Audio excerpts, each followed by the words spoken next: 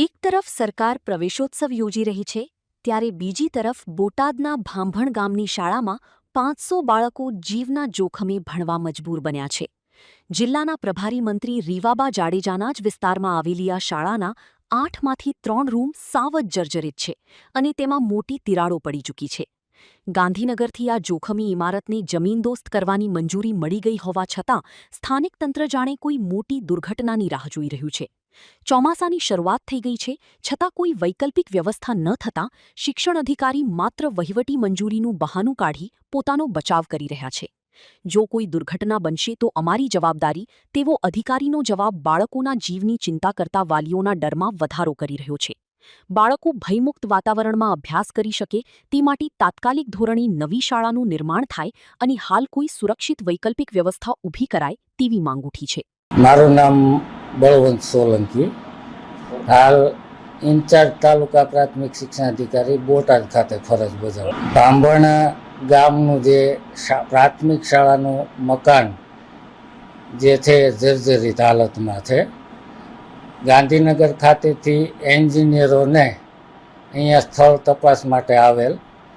મકાન રિપેર થાય એમ છે કે પૂર્ણપણે જમીનદોસ્ત કરવું પડે એમ છે, એનો એક સ્ટ્રક્ચરલ રિપોર્ટ એ ગાંધીનગર ખાતેથી જે ટીમ આવેલી એ ટીમ તૈયાર કરવાની હતી, જે 15 દિવસ પહેલાં તૈયાર થઈ અને જિલ્લા લેવલે આવેલ છે.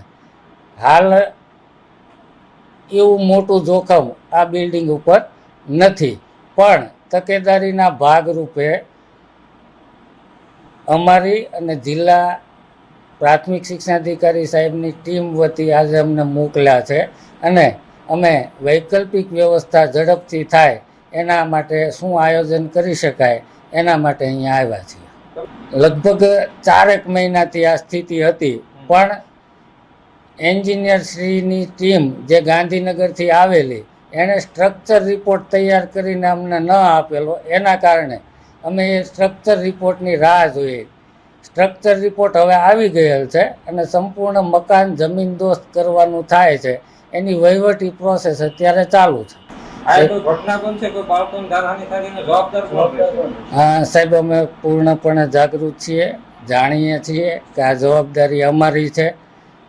અમે પૂરી તકેદારી રાખી અને વહેલી તકે આ બિલ્ડિંગ પણ નાબૂદ થાય, અહીંયા નવી નિશાળ બને અને હાલમાં શાળાના કેમ્પસમાં જ જે જમીન ઉપલબ્ધ છે ત્યાં કામ ચલાવ ધોરણે શેડની વ્યવસ્થા કરી અને ધોરણ 1 થી 5ના બાળકો જે નાના છે, જે અન્ય જગ્યાએ જઈ શકે એમ નથી, એની વ્યવસ્થા અમે અહીંયા કરીએ છીએ. અને ધોરણ 6 થી 8ના જે મોટા બાળકો છે એની વૈકલ્પિક વ્યવસ્થા અમે અહીંયા નજીકમાં જ 1.5 કિલોમીટરના અંતરે આવેલ જનડા પ્રાથમિક શાળામાં કરીએ છીએ. સાહેબ, સંપૂર્ણપણે તાલુકાના અધિકારી તરીકે મારી જવાબદારી થાય. બળવંત સોલંકી અધિકારી તરીકે મારી થાય એ જવાબદારી હું સ્વીકારું છું. અલ્પેશભાઈ મેર, હું અહીંયા વિદ્યાર્થીના વાલી તરીકે અને ગામના જાગૃત નાગરિક તરીકે કહેવા માગું છું કે આ સ્કૂલ જે સરકાર, કેન્દ્ર સરકાર, રાજ્ય સરકાર કરોડો રૂપિયા ખર્ચ કરતી હોય, શિક્ષણની પાછળ મોટી વાતો થતી હોય, તે બધી વાતોનું જો અનુકરણ જોવું હોય તો અહીંયા ઉદાહરણ જે આપે છે શિક્ષણનું, ગુજરાત મોડલ કે ફલાણા મોડલ, તે તમામ વાતોને એક બાજુ મૂકી દે એવા અહીંયાના જિલ્લાના તાલુકાના અધિકારીઓ શ્રી અને અહીંયા જિલ્લા તાલુકાના જે ચૂંટાયેલા પ્રતિનિધિ હોય અથવા સંગઠનના હોય, તે તમામ લોકોની જવાબદારી બનતી હોય તો 1 વર્ષ પહેલાં મીડિયા પણ આવેલા, 1 વર્ષ પહેલાંથી આ સ્કૂલ જર્જરિત છે, તે છતાં આજ દિન સુધી કોઈ પણ કાર્યવાહી કરી નથી. બાળકો અને વિદ્યાર્થીઓ ભયના નેજા હેઠળ શિક્ષણ લે છે. અવારનવાર દુર્ઘટના બને છે. તમે જોઈ શકો છો કે દાદરો ઓલરેડી બ્લોક કરી દેવામાં આવેલો છે, કોઈ વિદ્યાર્થી ઉપર જાય નહીં. એવું ખાસ સૂચના કે આ વિડીયો ઠેઠ મીડિયાના માધ્યમથી હું કહેવા માગું છું કે આ મુખ્યમંત્રી શ્રી અને આપણા વડાપ્રધાન શિક્ષણ મંત્રી સુધી આ વિડીયો પહોંચે.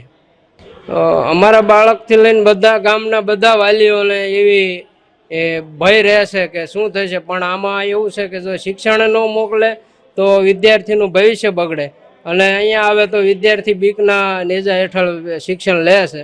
એટલે આમાં બે મૂંઝવણમાં છે, વાલી પણ મૂંઝવણમાં છે અને વિદ્યાર્થીઓ બીકમાં છે. રજૂઆત અમે જિલ્લા શિક્ષણ લેવલે કરેલી, તાલુકા લેવલે કરેલી અને મીડિયાનું જે કહેવાય મેન પાસું કહેવાય આપણે દેશની અંદર, એને પણ અમે અહીંયા બોલાવીને વારંવાર રજૂઆત કરેલી. તે છતાં આંખ આડા કાન કરે છે અહીંના અધિકારીઓ, અહીંના જિલ્લાના શિક્ષણના અધિકારીઓ, જિલ્લાના પ્રતિનિધિઓ. અહીંયા આગળના ટ્રમમાં જિલ્લા પંચાયતના પ્રમુખશ્રી પણ આ જ ગામના હતા. એવી જ રીતે અત્યારે હાલમાં આ જ ગામના તાલુકા પંચાયતના પ્રમુખ પણ છે. તે પણ એનું ઘરે પાછળ જ છે અને રોજ જોવામાં આવતું હોવા છતાં કોઈ વસ્તુ કરતા નથી. તો સરકાર જે મહેનત કરે છે એની ઉપર પાણી ફેરવે છે અહીંના લોકો. આદિત્ય 7મું. અમે રોજ અહીંયા અભ્યાસ કરવા આવીએ છીએ. અત્યારે ચોમાસાની ઋતુ છે એટલે પાણી થોડુંક ટપકે છે અને શાળા જર્જરિત છે. એટલે અમારી જેટલી વિનંતી છે કે આ શાળાને નવી બનાવો. થોડીક. હા. સાહેબ હા. હા. હા.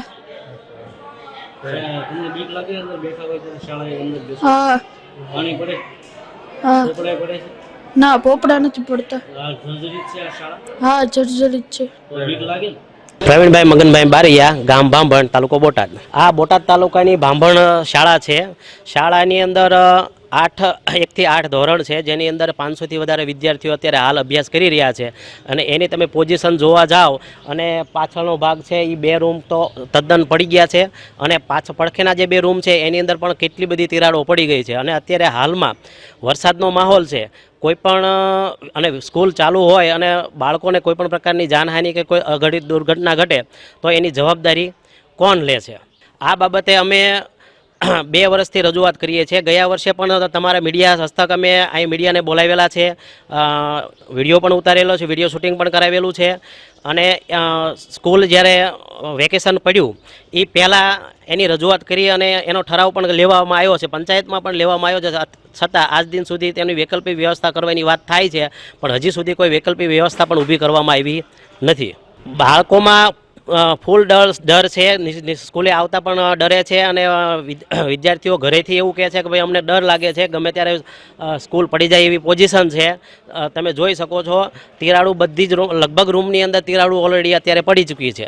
અમારી એક જ માંગ છે કે આ બિલ્ડિંગ છે એ ટોટલ નોન યુઝ ફટાફટ કરવામાં આવે. જો એની અંદર જેટલું મોડું કરવામાં આવી રહ્યું છે બરાબર એ યોગ્ય નથી. આ કોઈ રાજકારણનો વિષય નથી, આ ગામનો વિષય છે, ગામનો પ્રશ્ન છે. વિદ્યાર્થીઓ છે એ એમાં કોઈ રાજકારણ ન હોવું પડે અને વિદ્યાર્થીની અંદર કોઈ જાનહાનિ થાય છે બરાબર તો જવાબદારી કોણ લે છે? તો જેમ બને એમ વહેલા વૈકલ્પિક વ્યવસ્થા ઊભી કરી આ સ્કૂલ છે એને નોન યુઝ કરી અને બિલ્ડિંગ પાડી અને બીજી નવી ઊભી કરવામાં આવે.